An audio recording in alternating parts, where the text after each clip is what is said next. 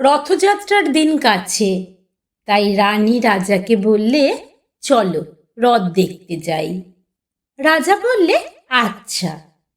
ঘোড়াশাল থেকে ঘোড়া বেরোলো, হাতিশাল থেকে হাতি, ময়ূরপঙ্খী যায় সারে সারে, আর বল্লম হাতে সারি সারি সিপাই শান্ত্রী। দাস দাসী দলে দলে পিছে পিছে চলল।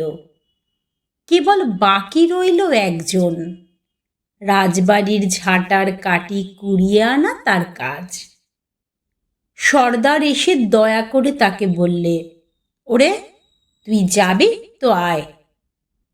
সে হাত জোর করে বললে, আমার যাওয়া ঘটবে না। রাজার কানে কথাটা উঠল, সবাই সঙ্গে যায়, কেবল সেই দুঃখীটা যায় না। রাজা দয়া করে মন্ত্রীকে বললে, ওকেও ডেকে নিও। রাস্তার ধারে তার বাড়ি। হাতি যখন সেইখানে পৌঁছালো, মন্ত্রী তাকে ডেকে বললে, ওরে দুঃখী, ঠাকুর দেখবি চল। সে হাত জোর করে বললে, কত চলব? ঠাকুর দুয়ার পর্যন্ত পৌঁছাই এমন সাধ্য কি আমার আছে? মন্ত্রী বললে, ভয় কি রে তোর, রাজার সঙ্গে চলবি।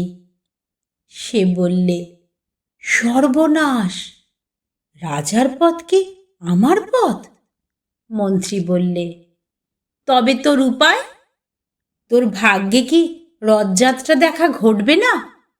সে বললে, ঘটবে বই কি, ঠাকুর তো রথে করেই আমার দুয়ারে আসেন।